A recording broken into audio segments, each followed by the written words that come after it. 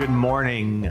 Thanks for joining us. We're going to start with our conference program. I'm Mark Canuel. I'm director of the Institute for the Humanities at the University of Illinois at Chicago, where you are at this moment. You are at the University of Illinois at Chicago, but you're not in the Institute for the Humanities. We're located in the lower level of Stevenson Hall, and we are an interdisciplinary institute on campus, and we have a variety of programs and conferences. We have lectures throughout the year. We have 6 faculty fellows each year, and those faculty fellows present lectures and seminars during the year. So we're a very active interdisciplinary institute that thrives on the energy of faculty, and this is an example of that, the Refugee Crisis Conference.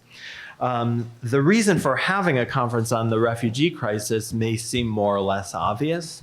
It's a global phenomenon. It affects millions of people. According to one recent count, 65 million people across the globe, and increasing every day. That's about 1/5 of the population of the US, just by comparative figures. And it affects politics at local, national, and global levels. The US abuse of refugees and elimination of the US from any list of safe havens for refugees, with the latest draconian caps imposed by the current administration, are only one dimension of a worldwide crisis that we're examining in our 2 days together. But of course, simply reading the news and getting upset about the news, while it is important for us as people living in the world, it is not quite enough. And I think that this is a kind of situation that calls for the kinds of lenses that humanities can bring to the situation: historical, contextual, cultural, and a kind of attention to different contexts across the globe. And so this is one of the things that we're going to be doing today, starting with the historical context, and then leading over the next few days to hearing what poets and fiction writers have to say, and hearing from refugees themselves, and from other lenses, leading to finally some insight from people who are doing the work on the ground in our community organizations, and inviting us to think about the ways in which we can address and contribute to the alleviation of some problems related to these struggles. So it's also important, I think, for us to think about what we are doing in the present as well as in the past, and our interactions with global relationships, as well as what we're doing right here in Chicago and in the US. So I have a few thank yous that I'd like to make before starting out our first session. The Institute for the Humanities, as I mentioned before, and it's worth mentioning again, thrives on the energy of faculty. And I'd like particularly to thank our very vibrant organizers for this event: Andreas Feldman, Lynette Jackson, and Sultan Tepe. Sultan will be joining us tomorrow. And they constructed this program for us and brought all of their inventiveness and commitment into building this program. I learned so much from them, just from sitting around the table with them, talking about how we were going to shape these discussions. And I also have Adam Goodman to thank for assisting us in that regard as well. Beyond the Institute itself, I want to thank the Office of the Dean of Arts and Sciences, and also our co-sponsors, the Arab American Cultural Center and the Department of African American Studies. Finally, I want to thank community partners who were crucial in helping us put together our program. The Kovler Center, part of Heartland Alliance, is dedicated to assisting individuals recovering from the complex consequences of politically sanctioned torture. Alianzas Americas works transnationally to improve the lives of Latinx communities. The Pride Project at UIC is devoted to helping refugees with disabilities.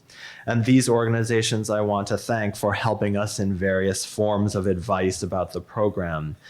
In particular, I want to thank some individuals who are part of organizations that have assisted us. Rushi Hasnain was of wonderful support and information for us. Sylvia Wallach is right here in our audience. She's a graduate of UIC and she's taken a special interest in human rights law, and I'm so grateful for her support. Sarah Davila Ruhak, who you'll hear on our program tomorrow. She is director of the International Human Rights Clinic at UIC John Marshall Law School. Now someone who I can actually have the honor of calling my colleague now, since they're part of UIC. Faisal Moihadin generously allowed us to reproduce that beautiful painting of his on our program and also on our poster, and you'll be seeing more of his artwork as the program continues. I want to give a sincere thanks to Linda Vavra and the entire staff of the Institute who help with every detail in planning this and all activities here. And last but certainly not least, I want to thank all of our participants in our program. All of you are very busy people bringing great things to the world and to our communities, and we thank you for taking the time to share your knowledge and expertise with us. And I want to thank all of you for coming, and I look forward to continuing our conversations over the next couple of days. So now I'm going to pass things over to Adam Goodman, who is professor of Latin American and Latino Studies and History, who will be chairing our first panel. Thanks, Adam.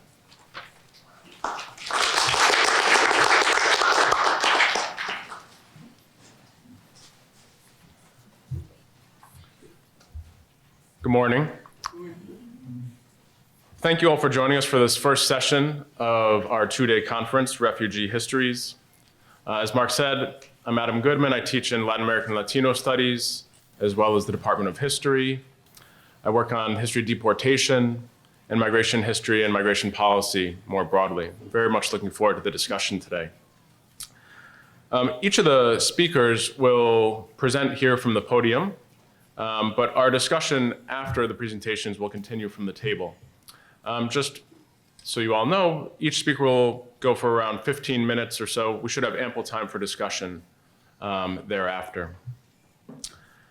Our first speaker today will be Tara Zara. She is the Homer J. Livingston Professor of History at the University of Chicago. She's most recently the author of The Great Departure, Mass Migration and the Making of the Free World, from Norton in 2016. Her previous books include The Lost Children, Reconstructing Europe's Families After World War II, from Harvard Press, 2011, and Kidnapped Souls, National Indifference and the Battle for Children in the Bohemian Lands, from Cornell Press in 2008. Her current projects include a co-authored history of World War I in the Habsburg Empire with Peter Judson, and a history of deglobalization in interwar Europe. Our next speaker is my colleague Lynette Jackson, the author of Surfacing Up, Psychiatry and Social Order in Colonial Zimbabwe, from Cornell University Press, 2005, and numerous other articles and book chapters on topics relating to women, the state, and medical and public health discourses in colonial and post-colonial Africa. Particularly, her work is focused on the regulation of African women's sexuality. Dr. Jackson's current research explores the history of child refugee diasporas from southern Sudan, particularly focusing on two streams of unaccompanied children, the lost boys and girls and the Cuban 600. She has also begun conducting research for a critical biography of Winnie Mandela. Dr. Jackson is engaged in social justice and human rights activism with a particular focus on the human rights of women and girls and lesbian, gay, bisexual, and transgendered peoples in Africa. She also provides expert witness testimony and gender-based political asylum cases. Our third speaker today is Evan Taparata. He's the Jack Miller Center postdoctoral fellow at the University of Pennsylvania's Andrea Mitchell Center for the Study of Democracy. He's a historian of migration, law, citizenship and belonging, and empire as well in the 19th and 20th century United States. With the support of the American Society for Legal History's Wallace Johnson First Book Program, he's currently working on a book manuscript, a highly anticipated book manuscript, which we're all looking forward to reading and teaching. The tentative title is State of Refuge, The Origins of Refugee Law in the Modern United States, about the evolution of US refugee policy from the American Revolution to World War II. This project is based on his dissertation, which received the University of Minnesota's Best Dissertation Award in the Arts and Humanities, an honorable mention for the Immigration and Ethnic History Society's Outstanding Dissertation Award in 2019. His scholarship has been published, among other places, in the Journal of American Ethnic History, and his writing's been featured several times on Public Radio International. Our first speaker today is Dr. Tara Zara.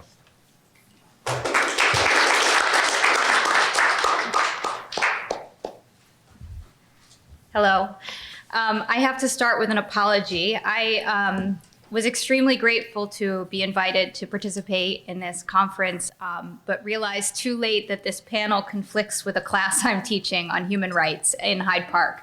So I'm going to, unfortunately, give my presentation and flee in order to make it down there for my 11 o'clock class. And I'm especially sorry not to get to hear the presentations of my colleagues on the panel, which sound so exciting and important. So I'm just going to jump into it since I don't have that much time. And I'm going to start with, my presentation deals with the history of family separation, which has been an important and disturbing topic in the news of late.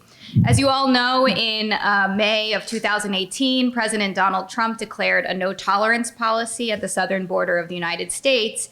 And as a means of deterring migrants and refugees from crossing the border, parents who arrived illegally were separated from their children, who were scattered across the United States in shelters. At least 3,000 children were separated from their parents, and while the policy was rescinded in June of 2018, many children remain separated from their families long after. These policies were rightly greeted with outrage around the world and by many Americans. And in the aftermath of those revelations, we were reminded that Hitler, Stalin, and Franco were among the 20th century European dictators who forcibly separated families, used children as political hostages, or requisitioned children as spoils of war. It was largely thanks to these dictators that the separation of families came to be seen as a quintessential abuse of human rights, a source of psychological trauma, and a hallmark of totalitarianism after the Second World War. Not coincidentally, Article 16 of the 1948 Universal Declaration of Human Rights declared, "The family is the natural and fundamental group of society and is entitled by protection to protection by society and the state," while Article 12 protected families from arbitrary interference. And these were implicit references to, in part, to the family separations that had occurred during the Second World War. And yet, as I hope to demonstrate in this presentation, the deliberate separation of migrant and refugee families was not the monopoly of totalitarian dictatorships in the 20th century.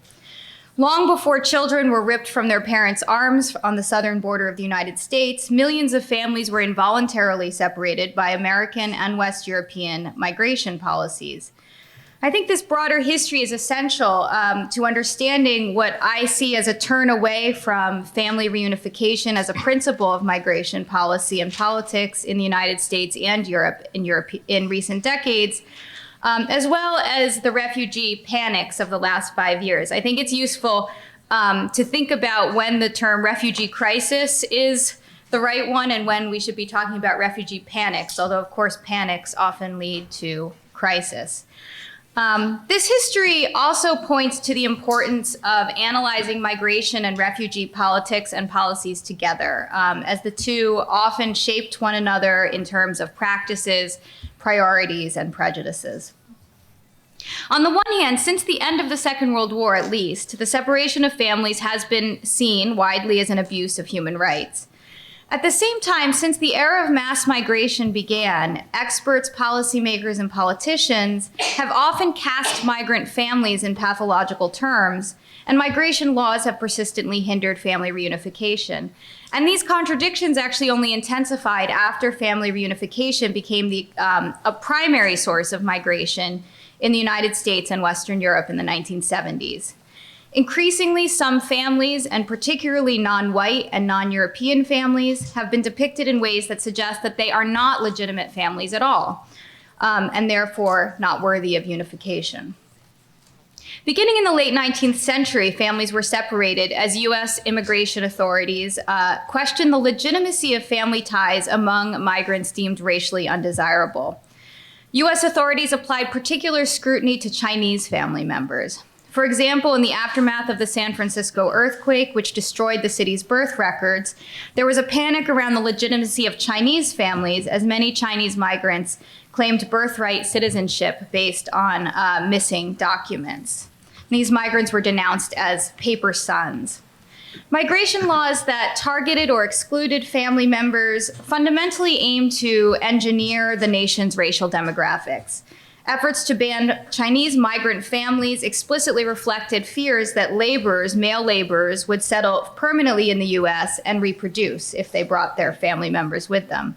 In 1886, federal district judge Lorenzo Sawyer wrote to Henry Bancroft, "When the Chinaman comes here and doesn't bring his wife here, sooner or later he dies out like a worn-out steam engine. He is simply a machine and doesn't leave 2 or 3 or half a dozen children to fill his place." The problem of family separation intensified during and after the First World War. In spite of heightened scrutiny, before the First World War, it was still relatively rare for European migrants to be turned away at Ellis Island. And the category of the refugee didn't really exist as such because in a world of relatively open borders, you didn't really have these kinds of distinctions, legal distinctions at least, between immigrants and refugees. The US Immigration Acts of 1917, 1921, and 1924 changed all that. In 1917, the existing prohibition on Chinese migrants widened to exclude people from all of Asia and the Pacific.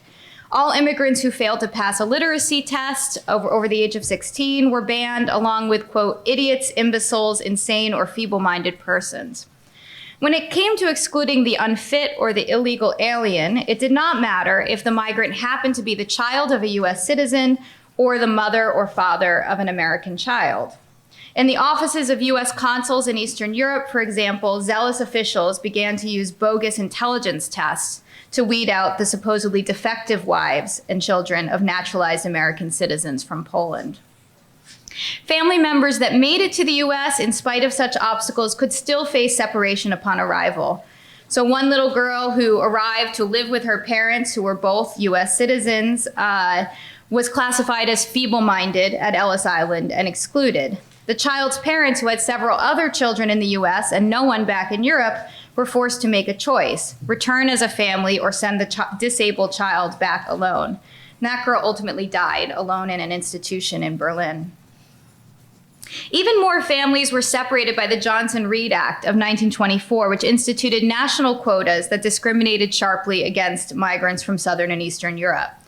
As of 1927, for example, an estimated 173,000 wives and children of US citizens were on a waiting list for visas, and many of them remained on that list for many, many years. The rise of Nazism in the Second World War separated more families through flight, deportation, and murder, but refugee families were also separated even within the framework of humanitarianism. And these separations reflected, again, at least in part, racist population politics in host societies. Most famously, in the aftermath of the 1938 Kristallnacht pogroms in Germany, a growing number of German Jewish parents made the excruciating decision to send their children abroad on their own. Why did they have to make this choice? Because while the people and governments of host countries like Britain and the US tended to see adult refugees as undesirable, as competition on the labor market, and as unassimilable, refugee children did not threaten to compete with adults on the labor market and were deemed more likely to assimilate. They were therefore more readily accepted as immigrants as long as they came without their parents. After Kristallnacht, several emigration schemes emerged called Kindertransports to usher Jewish children to safety in England, Palestine, and the United States without their parents. Their lives were saved, but their families were typically separated permanently. Most of the parents died. Even after the war, U.S. migration laws continued to separate families within the framework of humanitarianism. In 1948 and 1950, the U.S. Displaced Persons Act enabled over 400,000 European refugees to enter the United States outside the quota. But strict exclusion criteria remained in place. We welcomed only those, or for the most part, those who were young, healthy, and assimilable. That meant children, sometimes without their parents. In May of 1951, for example, the mother of Ruth Karen, age 13, faced a painful decision. When her daughter was an infant, the family attempted to escape Nazi Germany for Palestine, but they were caught and interned in Romania, and most of the family was killed, including Ruth Karen's father. Only Ruth and her mother survived, ending up in a displaced persons camp, a refugee camp in Germany after the war. In 1951, Ruth Karen was chosen to emigrate to the United States under the U.S. Displaced Persons Act, but her mother was excluded because she was old and sick, so she had to go alone and would be placed with American foster parents. Ruth Karen's mother was reluctant to sign the form relinquishing her parental rights. Her daughter was all she had left. Once her daughter was gone, she confided to a social worker there would be nothing left to do but poison herself. But the social worker pressured Ruth's mother to consider the matter with a cool head. By focusing on her fears of being alone, she advised she was selfishly putting her own emotions ahead of her daughter's best interests. Ruth's mother signed the form, and we lose all track of her in the archives at that point. Ruth Karen was not ripped from the arms of her mother by border officials, but U.S. immigration laws separated this child from her mother, not the guards of Nazi concentration camps. During the Cold War, U.S. judges and migration officials made other decisions to separate refugee parents and children based on the alleged best interests of the children. When children or youth were separated from their parents across the Iron Curtain, for example, U.S. judges often ruled that they should not be reunited with their families because it was not in the best interests of the child to grow up in a communist country. The U.S. quota system based on national origins was finally dismantled in 1965 in favor of a system that favored family reunification. The 1965 Immigration Act no longer limited visas for spouses, children, or parents of U.S. citizens and created preferences for the immediate families of permanent residents. And the effect was dramatic. So in the 1930s, 17.3% of the migrants who arrived in the US did so under the rubric of family reunification, less than 100,000 people. But between 2001 and 2010, that number had increased to over 6 million people, or 64% of the migrants arriving in the US. This reform was not motivated entirely by humanitarianism either, however. Many political leaders at the time who opposed non-white immigration believed that the migrants arriving based on family-based preferences would be mostly white, since the majority of immigrants in 1965 were of European origin. Others advocated family reunification because they hoped it would prevent intermarriage. Things turned out very differently as the U.S. Immigration and Nationality Act of 1965 not only brought back mass immigration to the U.S., but dramatically increased the number of migrants coming from outside of Europe, from 1 out of 8 in 1960 to 9 out of 10 in 2010. This does not mean, however, that migrant or refugee families were not vulnerable to separation after 1965, particularly non-white refugee families. In 1975, as North Vietnamese forces closed in on South Vietnam, for example, the United States government launched Operation Baby Lift, which airlifted approximately 2,000 children out of South Vietnam, supposedly to save them from impending massacre by the North Vietnamese army. These children, who were depicted as war orphans who had been abandoned, were then placed in U.S. homes for adoption. But as it turned out, many hundreds of the children were not orphans at all. They had living family members who wanted them back. Some parents had temporarily placed their children in orphanages because they were too poor to support them.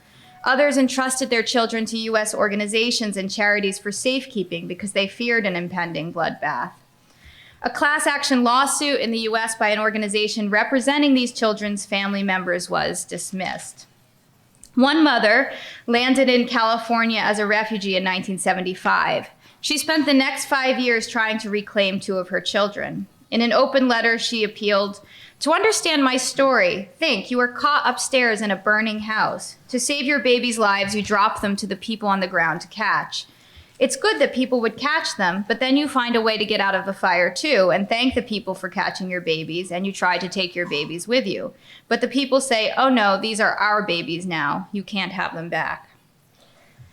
Repeatedly since the 1980s, legislators in the United States have attempted to narrow the law's definition of family in order to restrict family reunification. Most recently, a bill introduced to the U.S. Senate in 2007 proposed to eliminate preferences for brothers, sisters, and parents of citizens. Jeff Sessions, then a Republican senator from Alabama, argued, why should the fact that we give one person a glorious thing, citizenship in the United States, entitle them to bring maybe tens of other people?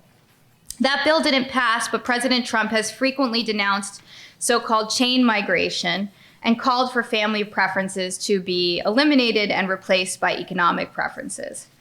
The families most vulnerable to separation are those with mixed status, as the non-authorized parents of citizens have been caught up in mass waves of deportation, including under the Obama administration.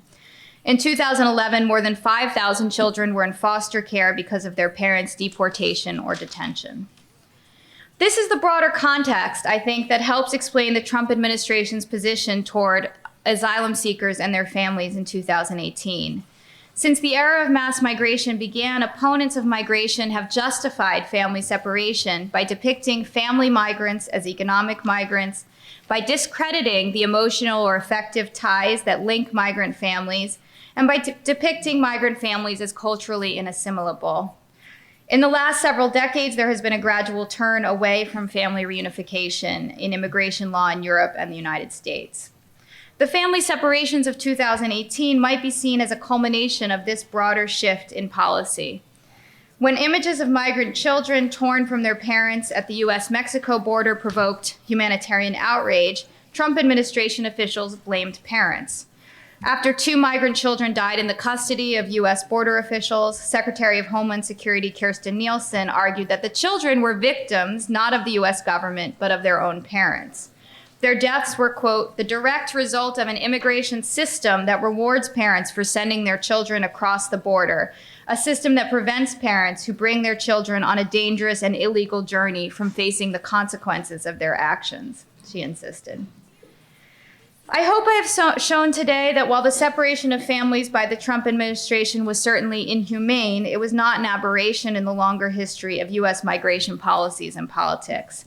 Indeed, it reflects the culmination of a shift away from family reunification in both Europe and the United States over the last several decades towards a policy that values migrants mostly for their individual economic potential and which casts doubts on the very legitimacy of family ties among foreigners.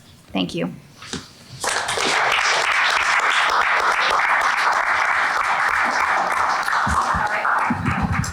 Our next speaker is Dr. Lynette Jackson. Good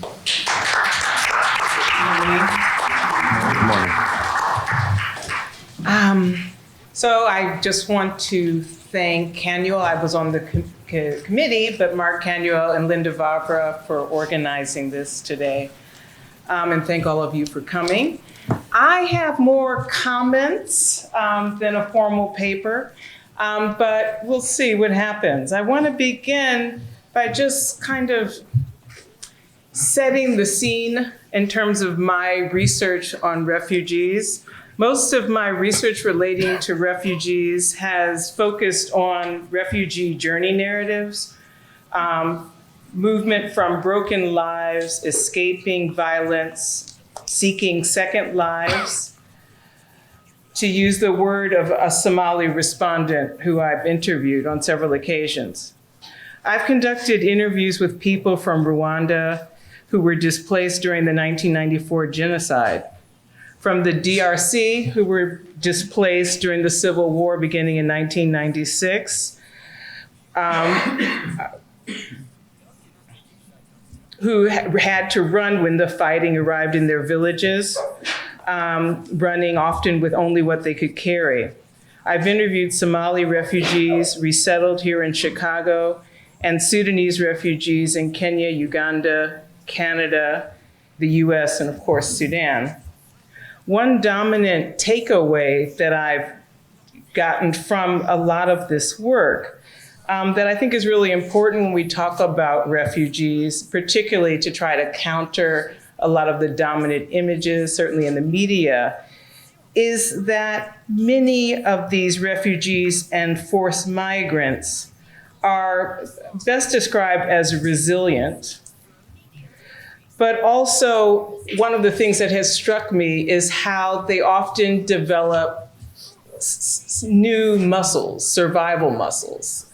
And what I mean by that is that rather than demonstrating their victimcy, or rather than demonstrating their weakness and their need to be rescued, which of course all at different times is accurate, one of the things that comes out through storytelling is often the sort of refugees really focus on their survival and their journey. And so their narrative often highlights those things, those accomplishments, those movements, those successes. Another aspect of a lot of the narratives is this presence of strangers who come to the rescue, almost like guardian angels who are there when they need to be. And on some level, they survived. So something helped propel them forward. And often they were individual strangers who were there at different times, and many, many different strangers. These refugees also developed various strategies along the way. I interviewed two sisters who fled from Rwanda when the oldest sister was 14 and her younger sister was 6. And the older sister, as you can imagine, had to grow up very quickly because she was no longer responsible for her own life, but also her younger sister and various people that she accumulated along the way. But while we often think about refugees, using this idea, Agamben's idea of bare life, of sort of in limbo, of shadowy figures in need of rescue, without rights, without a place, and those are all accurate. We very rarely recognize them as what I've often discovered as cosmopolitan people, as people with an amazing survival skill set, and endeavoring to figure out what we can learn from those skills that they've developed. So in the media, all we see are victims, rabble cramped into boats and on refugee camps behind fences, powerless victims, the embodiment of bare life, liminal and shadowy, in need of rescue. Whether they are capsized on boats outside of Lampedusa, Italy, or stuck in Libya and being sold as slave labor, they are usually inert and victims. Most of those that I interviewed would not be admitted into the United States today under Trump's refugee policies and, obviously, the previous Attorney General Sessions. Under the current administration, for one reason or another, whether it's the sort of end of family reunification, the travel ban, Muslim travel ban, or the end of temporary protection status, they would not be here. So that's something I just want to start off with, because these policies have real implications. And of course we know that, But I think sometimes it's actually really valuable to actually know the humanity and know the stories of the people that are affected by them.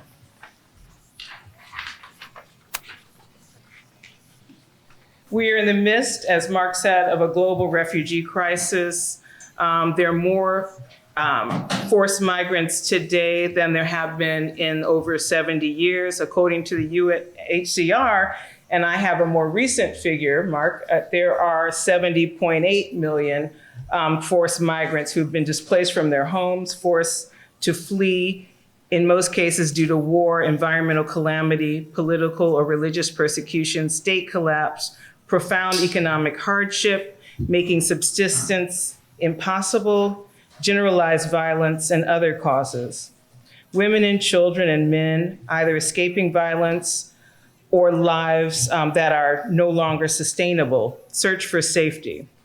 While crisis is an overused word, and I actually appreciated what the previous speaker, Tara, said, that often rather than refugee crisis, we should really frame it as refugee panics. Because the reality is, as all of you probably know, a very small percentage actually are resettled and ever come to the United States or ever come to a third country of resettlement. The vast majority, over 90%, are actually residing in camps in first countries, in neighboring countries, in other poor countries. So the disproportionate amount of labor and resources in the protection work of refugees, in addition to UNHCR, is done by neighboring countries. So we are having a panic, but there also is a reality that an awful lot of people, to quote Lilsa Mulkey, are deterritorialized. They've been uprooted from home, from place, and they're seeking a second life. Very few of them had planned on leaving. Most of the people that I interviewed, they talk about very specific moments when the fighting arrived in their village or in their town or on their street or in their house, and how they had to flee with just what they were carrying with them. This is not something people want to be. Also, there are many protracted refugee situations. One, maybe the longest example are the Palestinians who are in refugee camps run by UNRWA, but there are also a lot of other protracted refugee situations. The Burundian refugees who are in camps in Tanzania. There are still Rwandans in camps in Tanzania, people from the DRC, et cetera. So these are people who experience various degrees of precarity. And I think actually tomorrow when Sultan Tepe talks, she's going to talk about how often refugees are placed in positions with other people experiencing precarities, but in different ways, economically, and often they're in the camps and are actually fostering resentment from the local community because they have access to certain UNHCR facilities, healthcare, schools, while the local community doesn't. But rather than seeing what they have in common, of course, there's a tendency for people to see each other as threats. And in general, for refugees to be utilized and weaponized in various societies. And certainly that's the case in the United States today. So who is and who is not a refugee? Refugee as a legal classification is a classification which has generally expanded over the past 70 years, but also as Tara Zara mentioned, there are times of contraction. And we, of course, are experiencing one of those times where refugee restrictionism is on the rise in the United States, but also in many parts of Western Europe. I don't know if any of you have heard of something called Refugee Resettlement Watch, but how many have heard of that? Okay. I was just struck that somebody's devoting so much time to tracking refugee resettlement. But there is as a rise in right-wing populism, and this fear of the browning of America has really created some pretty scary institutions and websites, which I decided to visit in preparation for this talk. But when we talk about refugee policy, most people think about the 1954 convention and then the 1967 protocol, and then a few other, the African Union Act as well, which have expanded who gets included under the definition of refugee, right? So initially, the 1951 Act is focusing mostly on the Cold War, is defined based on the displaced populations after the Second World War. And so the definition of persecution based on religion, political persuasion, race, and also the requirement that they live outside of their country, and most specifically, the requirement that they were displaced before 1951, were all conditions of the sort of 1951 convention, right? So the subsequent protocols have expanded who can be included in the category of refugee. And the impact that that had was, one, to make refugee policy more humanitarian, certainly in the 1950s, coinciding with the sort of Great Society and the civil rights changes in the 1950s in the United States. Tara Betts talked about the 1965 Act and the unexpected sort of results in terms of actually facilitating family reunification among, people from Asia and people from Central America. But 1980 Refugee Act might be seen as even more consequential in terms of challenging some of the sort of expectations, plans, and desires in terms of social and racial engineering in the United States. But I think what's also really important is to understand that, the definition of refugee is something that is related to the economic system, but it's also very related to sort of political whims of the day.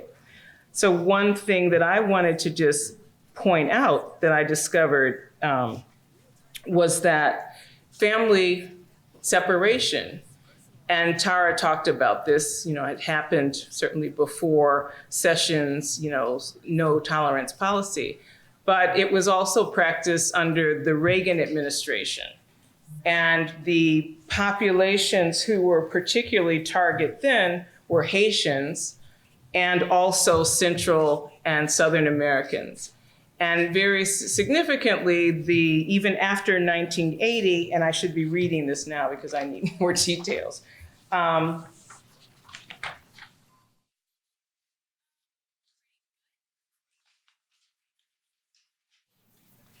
When the 1980 Act was passed, almost immediately, and it reminds me of the period right after the Roe versus Wade, when almost immediately the next year you had the Hyde Amendment, right? So almost immediately the process of reversing Roe began. Well, almost immediately after the 1980 Refugee Act, the process of reversing that act began.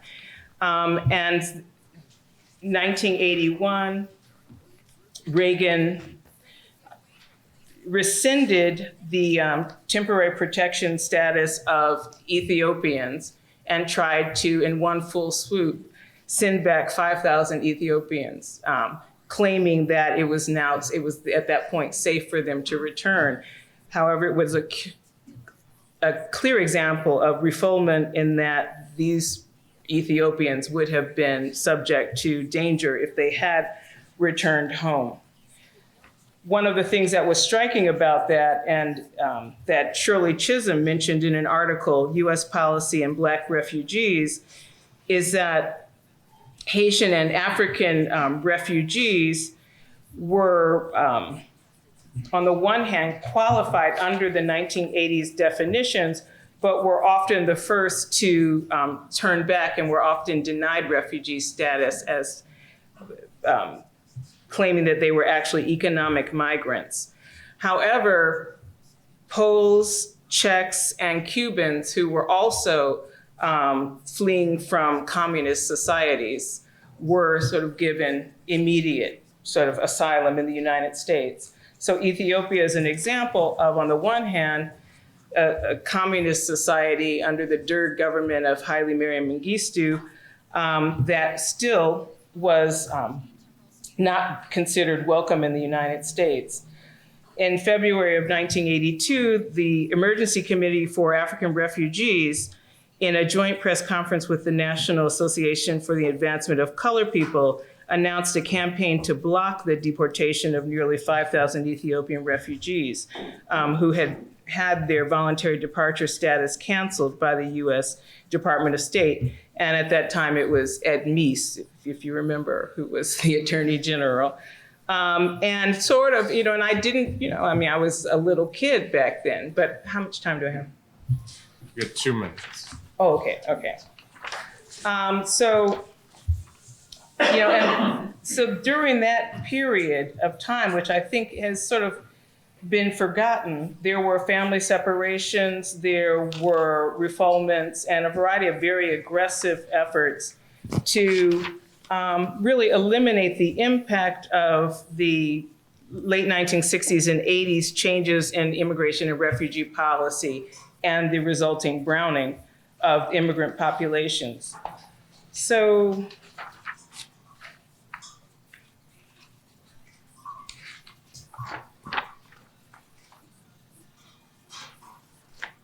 since this current administration came into power, we're all familiar with the revised travel ban, the third iteration, which has targeted immigrants from 5 Muslim-dominated countries, including Somalia, which is, of course, one of the countries that has one of the largest refugee populations, or the top 10. The United States withdrew from the Global Compact on Migration because, as Nikki Haley stated, a global approach to the crisis is simply not compatible with US sovereignty. And that language is really important because there's a rise in sovereignty movements around the West. Certainly, Viktor Orban in Hungary is a prime example. But increasingly, there's been a movement away from the internationalism and the various sort of global internationalist institutions that developed after the Second World War towards more closed-doored and restrictionist policies. Indeed, another thing that one encounters when sort of surfing the web, and particularly right-wing sites, is a really demonization of the whole idea of globalism and of sort of international community and solidarity. And basically, this administration has essentially decided that the US should not play a role in refugee protection work. So there's a lot of, we'll talk in discussions, but there's a lot of activism and pushback happening in response to this. But just to give you an idea of the sort of opening and the retraction of refugee policies.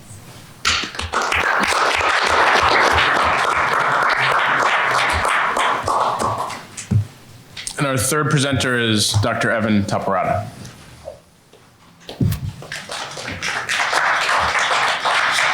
All right, thank you all for bearing with me, and thank you for the technical assistance. Good morning, everyone. So before I begin, I do just want to say thank you to Mark and to Linda and to all the faculty and staff who played a role in organizing this conference. I've really been looking forward to it for the last few months, and I'm glad to finally be here with all of you. Looking forward to the conversations we're going to have today and tomorrow as well. So as we know from the presentations that preceded my own, the first panel of the conference this morning has been tasked with historicizing the refugee crisis, or maybe a better term is the refugee panic, as we've been discussing so far this morning. But when I hear this phrase refugee crisis, I think primarily about the root causes of displacement and persecution that create refugees. In my presentation, I'm not going to be offering historical context for any one of the many examples of displacement and persecution around the world today. What I am going to be doing is offering some historical context for what I consider to be the refuge crisis. And when I think about the refuge crisis, I'm thinking about the utter failure of nation states and international organizations to adequately come to the aid of refugees who are in need of assistance. Specifically, I'm going to be talking about the history of the refuge crisis in the United States. Now, I don't think it's any bold thing to say that the United States is in the midst of what we might call a refuge crisis today. The Trump administration, as we've already heard, has completely gutted the asylum system, making it nearly all but impossible for migrants from Central America and South America to claim asylum in the United States. And they've decimated the number of refugees who can enter the US each year. So on this slide, we see that the numbers for refugee admissions in 2019 were set at 40,000. I believe the number for next year has been dropped to 18,000. And the Trump administration even considered dropping it to zero, completely eliminating refugee admissions. So there's a lot of commentary about how the Trump administration's policies are a departure from a tradition in the United States of giving refuge to displaced people. But as Tara noted in her presentation, Trump's stance on immigrant and refugee admissions is not an aberration. So what I want to do with my time this morning is suggest that the United States has always been in a refuge crisis. Now, we have a really clear picture of what refugee policy in the United States has looked like during and after the Cold War. Thanks to historians like Maria Cristina Garcia, who's here with us today, and many other scholars who have done tremendous work in the history of refugee law and policy. But we have a less clearly defined understanding of refugee policy before then, before the Cold War, before World War II. In fact, there's a much wider world of refugee law and policy in the United States that we can trace all the way back to the nation's founding. And I would argue that these earlier examples of refugee policy can help us see how deep the current refuge crisis in the United States actually runs. So for the rest of my time, I'm going to highlight a few examples of these early refugee policies. And these are examples that I'm taking from my dissertation, which I'm now reworking into a book manuscript. As the title of my talk suggests, my goal is to connect examples of early refugee policy in the 19th century to more recent policies, primarily by outlining how the early implementation of refuge in the United States, like those in the present and the recent past, were more invested in advancing the interests of the nation state than they were in following through on some premise that the United States would be a place of refuge, or as some have said, that the United States would be an asylum for mankind. And I think that premise, the idea that the US would be an asylum for mankind, is actually a really good place to start. So in 1776, Thomas Paine, who was himself an immigrant from England, published a political pamphlet called Common Sense. And this pamphlet helped inspire the American colonists to seek independence from the British. He famously described in Common Sense his aspiration that the US would be, in time, an asylum for mankind. And it seemed early on like the US would actually follow through on that promise. So what you see here on the slide is a letter from George Washington to Elias Boudinot, who was the president of the Continental Congress at the time, from 1783. And in this letter, Washington describes the situation of Canadian and Nova Scotian refugees who supported the American Revolution. These were people who, because they were loyal to the US, or what would become the US, actually, it wasn't quite the US at the time, they lost their homes, they lost their property directly as a result of British persecution, again, for their loyalty to the United States. And so here, George Washington says that maybe an idea would be to give to these refugees grants of land in the United States. In Washington's words, it would, quote, enable them to form a settlement which may be beneficial to them, end quote. But he noted as well that giving land to these refugees would be, quote, useful to the United States, end quote. So after Washington writes this letter, several years go by, and during this time, many Canadian and Nova Scotian refugees begin sending petitions to Congress in which they self-identify as refugees and ask the government to recognize their sacrifices on behalf of the United States. And it turns out that the first refugee policy in the US is not the Displaced Persons Act of 1948. It was 150 years earlier in 1798, an act for the relief of the refugees from the British provinces of Canada and Nova Scotia was passed directly as a result of this petitioning from Canadian refugees. And so what this bill did was it set up a process for Canadian and Nova Scotian refugees who were persecuted by the British to apply to Congress and receive grants of land as compensation for what Congress referred to as their services, sacrifices, and sufferings. After 2 years of receiving claims from refugees, the Secretary of War reported to Congress their findings on which refugees they believed ought to receive land. And we're really talking about a significant amount of land here. So I know the text is really small on my screen. It's probably really small for you too.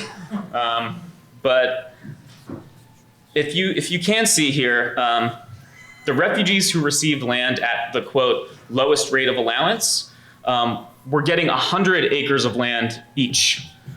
So just to put that into perspective, a football field is about 1 1/3 acres of land. And so this is, refugees at the lowest rate of allowance are getting 100 acres, more than 100 football fields. Refugees who were, slotted into the special rates of allowance were given 2,000 acres of land each. So again, I just want to emphasize we're talking about a lot of land that was at stake in this foundational example of refugee recognition and refugee policy. But if we go back to Washington's letter, and if we look at it a little more closely, we see that this isn't just any land.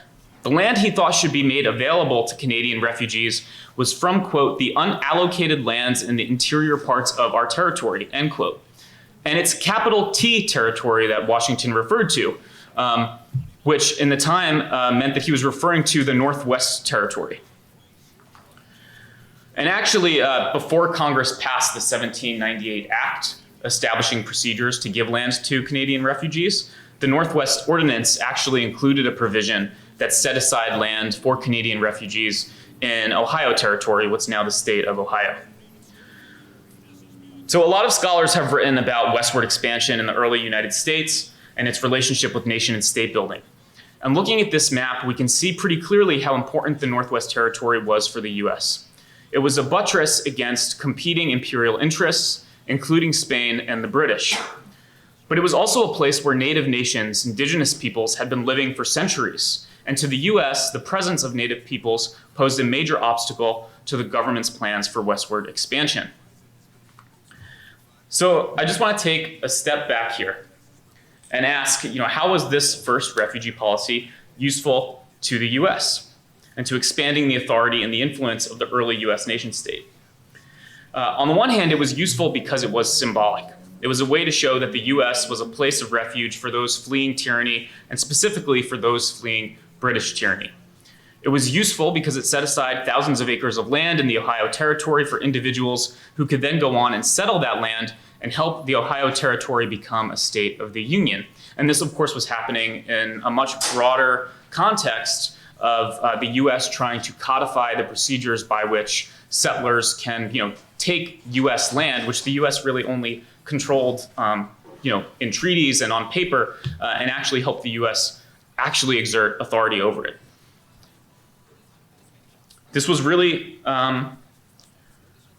it was useful because these refugees claiming land in Ohio were predominantly white, able-bodied, politically connected men of means, helping to define what Barbara Welke has called the borders of belonging in the United States.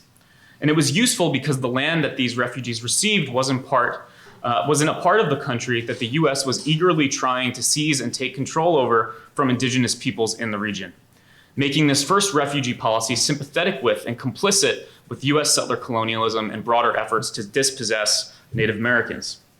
Now, I promised that this presentation would be about the long 19th century.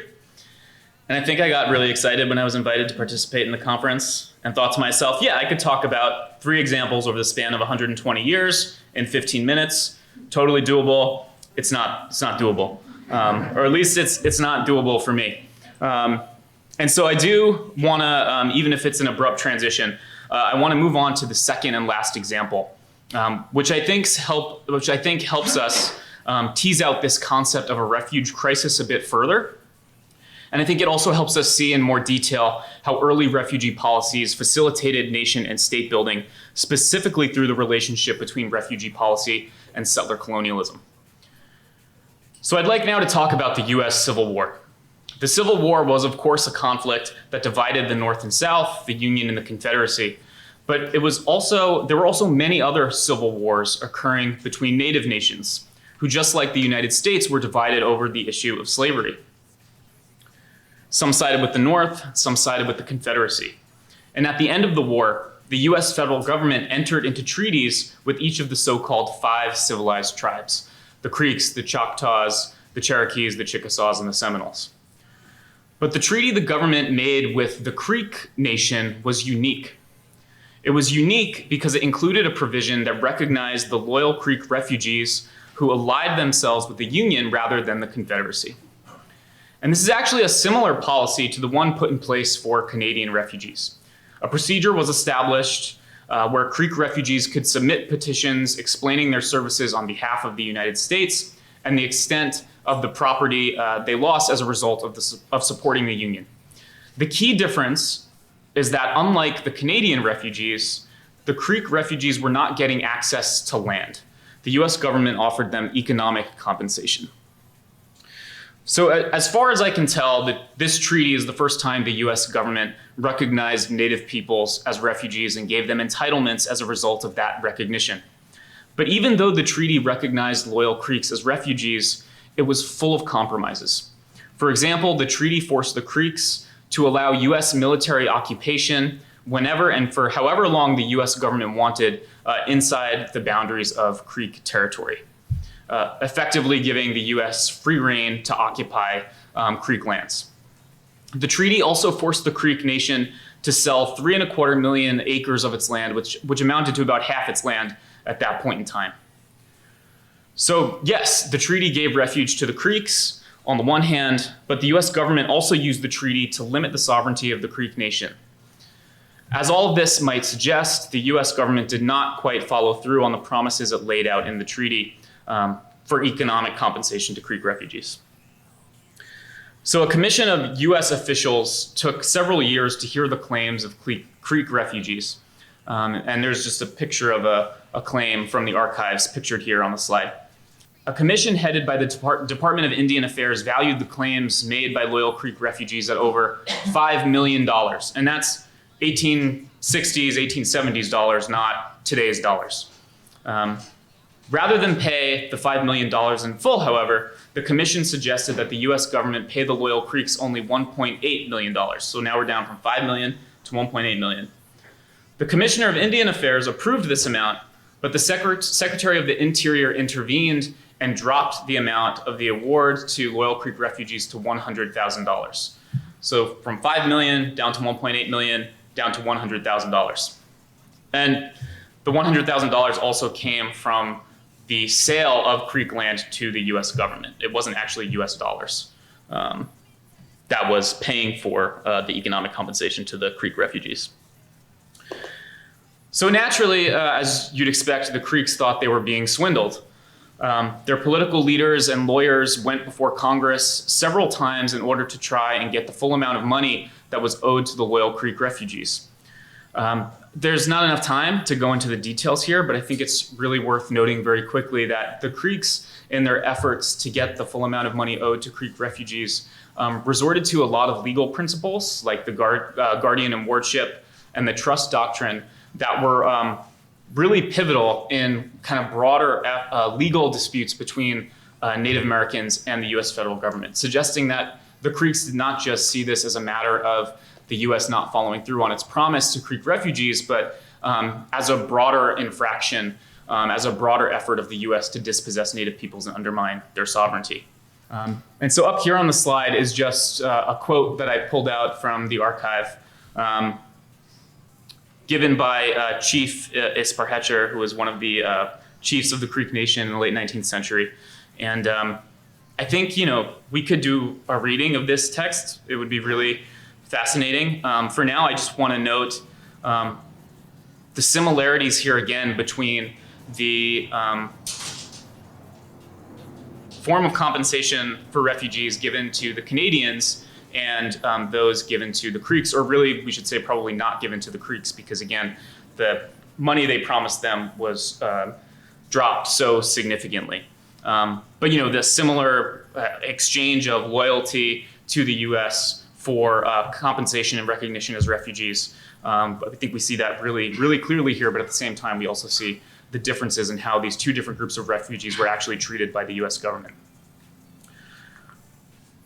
So the appeals that Creek leaders made from the 1870s through the 1890s resulted in congressional action on March 1st, 1901, when Congress passed an act that ordered the Senate to hear the pending claims of loyal Creek refugees and decide the amount owed to them. Like the 1866 treaty that 35 years earlier identified loyal Creeks as refugees, however, the 1901 Act forced the Creek Nation to make several concessions. Most notably, it stipulated that the Creek Nation allow their national territory to be allotted for individual resale if they were going to be eligible for further compensation to the Creek refugees. And so, again, we see here how this particular example of refugee policy is entangled with broader efforts to dispossess Native peoples, in particular in this case through the movement to allot Native lands and make them, put them up for resale to individual Native peoples and individual white Americans as well, which dealt a fundamental blow to Native sovereignty in the early 20th century. The Creeks, despite the limitations of this offer, agreed to this new extension of aid to the Creek refugees. And in 1903, they accepted $600,000 to compensate the loyal Creek refugees. Or more likely, this $600,000 may have gone to the descendants of the Creek refugees, as this payment arrived nearly 40 years after the Treaty of 1866 originally promised economic aid to the Creek refugees. So I think I'm just about out of time. I just want to briefly just conclude and tie up, what this presentation has communicated to all of you, or what I hope is communicated to all of you. So, these early policies of granting refuge to different groups, to Anglo-Americans and to Native Americans, were entangled with several questions that were really integral to nation-state formation over the course of the 19th century. Who could own land? Who had access to the state's protection and relief? Who belonged in the nation? And in particular, if we think about the US nation state as a settler state, one in which US authority over the land, people, and resources of North America was achieved in part through settler colonialism and the dispossession of Native peoples, I think these examples speak really evocatively to the way that refugee policy in this early period of US history was really intertwined with the efforts of the US to expand its authority through settler colonialism. But to go back to this notion of the idea of the US as a refuge crisis, or the refuge crisis in the United States, I think there are many crises we could talk about. We could talk about what's going on today as a crisis of leadership, as a crisis of action, as a crisis of morality. But I hope the examples above highlight how there's, I think, a much deeper historical reckoning that I think needs to take place, in which we consider how long-standing structures of inequality and persecution and dispossession in the US have always fundamentally compromised the United States and its ability to be a place of refuge on the world stage. Thanks.